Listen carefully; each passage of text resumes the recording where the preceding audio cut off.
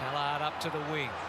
They plot their path forward. McDonald sort of got it back on Melbourne's terms. Oliver, you can see what he was trying to do.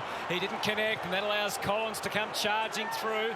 He kicks for Fiorini. Where's the bump play on the call? Who gets to it first? Vandenberg gets to it first. And Arches is back and got away. Got the handball though to no one in particular. And then Day, and they're able to get the clean-up operation just about complete. McPherson still kicked under some duress. So it's high, it's downfield. Sexton, he's got some handball options. Fiorini the same. Lukosius with the kick. There's one-on-ones ahead, and he leads up to the ball, Rankin. He's got the mark. He's going for number 4 again. Get the popcorn out. He's got Hibberd now too. That's sort of identified. Hibberd's been really good all night. And what about Lukosius? That man Lukosius, I was just about to say. You'd love to hit up to him. And what understanding between the two of them too. Yeah. Lukosius kicked the ball to the area and knowing full well that Rankin would be able to get there. He's sucking in the big ones. We've seen his pre-goal routine a couple of times.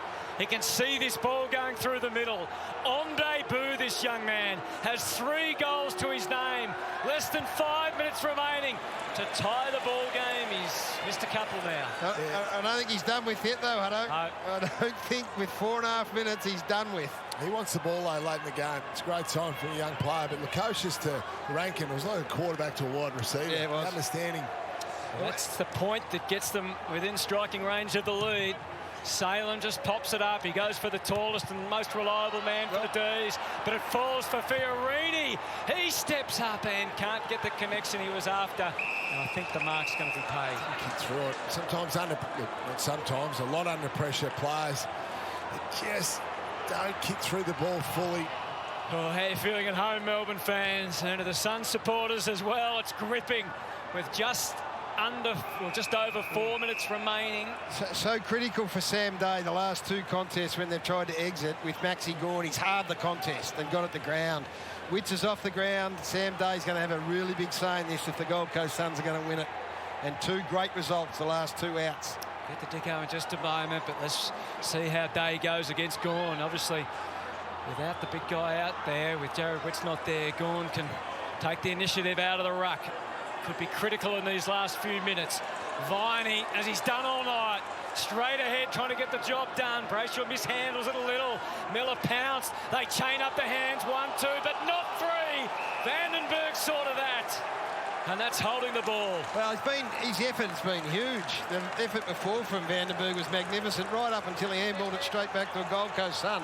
So the composure now comes into play, Brownie. That extra handball from Brayshaw, didn't need to be got. They don't need to go that quick.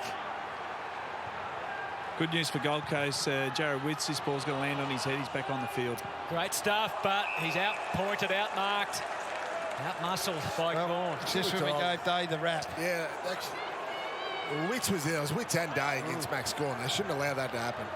So it's a high ball. You can see the flight from behind from Wiedemann. Bowes wasn't sure where to go next. Bit of a dangerous knock-on, but that's the mindset. Back to the wing. They've got some opportunity here. Tough one for young Anderson. That's level jetter. It was a mindset of a brave Gold Coast Suns to spoil the ball back into the corridor at half-back. So Witts out there now to go against Gawn, but he continues to dictate, gets it down with great clean ball movement, and this time Petrarca takes the mark. Don't try and pass it off, because when he has done that, he's turned it over. Go back and kick the goal. He's got the leg here, guys.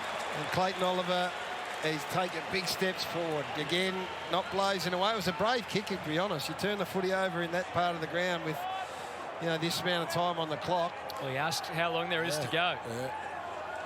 So he's going to take his full allotment. I wonder what is happening around and behind the footy here to set up for this point. Whistle to play on here. Yeah, He's on his way. He's right. So Christian Petrarca to give Melbourne the breathing space they desperately need. It's going to take his very best, and that is his very best. Just a reminder that high draft big talent is on both sides. It's a massive kick. It is a massive kick, and that response there sums up a little bit about the step forward they've taken, and there's still plenty of footy to be played in the quarter, but his kicking has been really poor. Now, this decision by Oliver to go there is great. He completes the play, but his kicking's been poor. Go back and kick a 50-metre goal with 2 minutes on the clock. Says a fair bit about you, I think.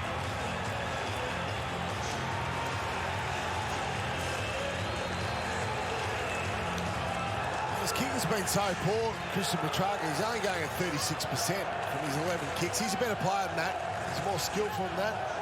But he did it at the most important time, and I love that. He's able to put his pretty bad kicking behind him, go back and kick the biggest goal. They've taken 11 marks in their forward 50 now. I don't know how that stacks up against what else they've been doing this year, but it's 11 marks to 4 inside their forward 50. He's elevated his game so much already this year, Christian Petrarca. What a goal that was. It was what his coach needed, Simon Goodwin. But the game is still there to be won. There's just under 2 minutes to go. And that's a free kick for some high contact on Weller. He wants to move it, Finds something he likes on the outer side. And that something is Brandon Ellis, multiple premiership player. Not sure that was a great decision. Oh, but Bowes just steeled himself. Got to the footy, takes the mark. Rankin's coming up. He's on the move. He won't be in the main pack. There's hands everywhere. May tried to wear it. And we'll have a ball up. Rightio, we're watching now. Watch for Rankin. Number 22 for the Suns. He'll get on the move here. Neville Jenner's fronting him again. I wouldn't be doing that, Nev. Alice into ground. Bowes slipped the handball. Viney shook off one, not the other. These are precious seconds, and Weller knows it. And that's a terrific saving mark. That's why Melbourne got Jake Lever to take intercept marks. And that could be the mark that, well, it just sways things in Melbourne's favour. It denies the Suns their first chance to get that go-back goal, and now it's over the line. 4th intercept mark tonight for Jake Lever. So be happy with his return. And I think Oscar McDonald's had a good game as well. So it's a win-win from that point of view, from a selection point of view. So they've got to see off a minute now. Maybe then the Melbourne fans can breathe a little easier. All sorts of angles. Rush kick, Swallow. They're nervous again, but May sturdy. And it puts Steve May back in defence. He went down to the forward line for the early part of this quarter, but now they've got the scoreboard pressure on. They'll just load up in defence, put their numbers beyond the ball. May sends it back towards Gawn. Collins, good battle in the air. Viney, wholehearted, shakes them off, gets clear, sends Melbourne as close to goal as possible. And now Pickett enters the stage. We've seen some fantastic goals tonight. That's team first stuff. And Bennell, the former Sun, but his third club, takes the mark. Great to see Rankin at one end. It'd be nice to see Harley Bennell kick goal at the other end. I've loved Gawn and Viney in the engine room. I've loved their efforts. I think they've been the most critical players in the second half of Melbourne. Yeah, and leaders and leadership, which is great. But I've loved what decisions they've made going inside 50. Even then from Pickett, they blows away, see a better option, and it's a big sigh of relief from the Melbourne Footy Club, I think. Yeah, massive relief. And they'll go nuts if Harley Bennell kicks his goal. Yes, he thought he'd kicked his first goal in Melbourne colours earlier. And now he has. So they can celebrate so many things. Victory for the D's. It's a pylon on the outer side. You'd think they'd won the flag. Well, there's a lot of emotion wrapped up in that, Hutto. There's the emotion of having been punched around all week, and understandably, rightfully so, from everyone, and being able to just get things right on the field, and the emotion of a man that hasn't played much footy for the last 4 or 5 years, who's been given a chance by a footy club. We played the first game of the year, to be honest, we remembered. Our first game since the resumption, then got sent back to get some form. So, big sigh of relief. We've seen some excitement tonight. We've seen the emergence of a young superstar, I think, in the making, let's say. Let's not burden him with it just yet in Isaac Rankin. But Melbourne, they were the better side all night. They deserved to win the game. Yeah, they did. It was only really Gold Coast in the second and third quarter that fought back, Gaz, after being dominated for the majority of the quarters. But what I've liked about the Gold Coast Suns is they compete. Even when they get behind the scoreboard, we saw it last week, Hutto against Geelong. They fought back hard and got back into the contest. They did it again tonight against Melbourne. But Melbourne stayed composed at the end of the game. That's what I was most impressed about, especially Petrarca's big kick. That was a huge kick.